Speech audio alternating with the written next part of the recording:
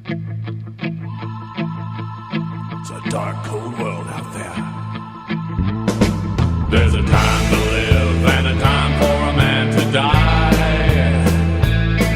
There are places for dead men in the earth and the sky. Three Faces is written and directed by Iranian filmmaker Jafar Panahi, who in 2010-2011, it should be reminded, was convicted by the Iranian regime of not being allowed to make films for the next 20 years, and yet in that time span, he has made 4 films completely illegally. And really, this should serve as an inspiration for aspiring filmmakers, or pretty much anybody, that somebody who's that passionate about what he does is willing to really maybe not put his life at risk, but risk a lot in order to create his art. Three Faces starts out with a phone-shot video message by a young girl who lives in a remote village and who's shooting her video in some cave deep in the mountains. She's from a far, far flung region of Iran, a very rural region, very traditionalist. She dreams of becoming an actress, and she studied really hard and was accepted at the conservatory in Tehran. Unfortunately, her family are very much against her becoming an actress, and so she thought that by addressing a message to a very famous actress, whose name is Behnaz Jafari, I think that's how you pronounce it, she would be able to convince this young woman's parents to let her go off to the conservatory and pursue her dream of becoming an actress. Those messages evidently never got across to Ms. Jafari, and this message in particular is addressed to Jafar Panahi, and the young girl is crying and says that she tried everything she could to get a hold of the actress, that maybe it could work out, but it's not.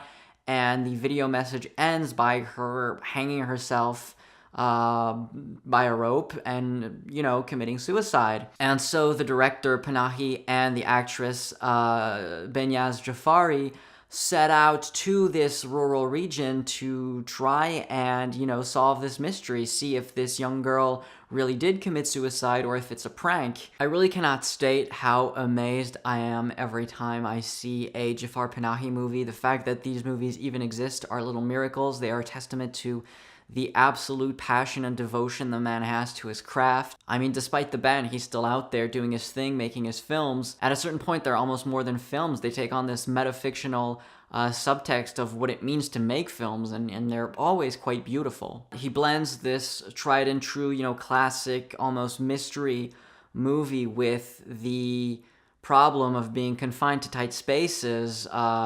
Just like in Taxi, he shoots a lot in his car or from his car towards the exterior. And within that, he's able to explore many of the social, political issues that are at the heart of modern-day Iran, whether that be the way women are treated, the difference between rural communities and urban communities, and the way that rural communities have really been very much abandoned out there, left to fend for themselves. A lot of them, that's one of the things in the movie, is they don't speak Persian, they speak Turkish. You also get an insight into how these rural communities that, like I said, are pretty much abandoned, view, art and entertainment. They sort of pejoratively, very condescendingly refer to these people as entertainers, which they really do not want members of their community to be. And all of this is done with just a beautiful childlike enthusiasm by Panahi. It's almost reminiscent of when you're 14 and making movies with your buddy, except he's making these amazing films that go to major film festivals and that explore deep, important facets of Iranian society and culture. Jafar Panahi is one of the most important filmmakers working today. His passion for filmmaking really oozes out of every frame, and it's absolutely infectious. You go out of his films wanting to make films. Three Faces is just another tremendous feat by this filmmaker that I highly recommend anybody check out. It does have some little issues here and there, especially in terms of pacing. It could have been just a tiny bit shorter, but I really can't do anything other than shower this film with praise and adoration, although it may not be as strong as the first time I saw Taxi, for example, which I also highly recommend.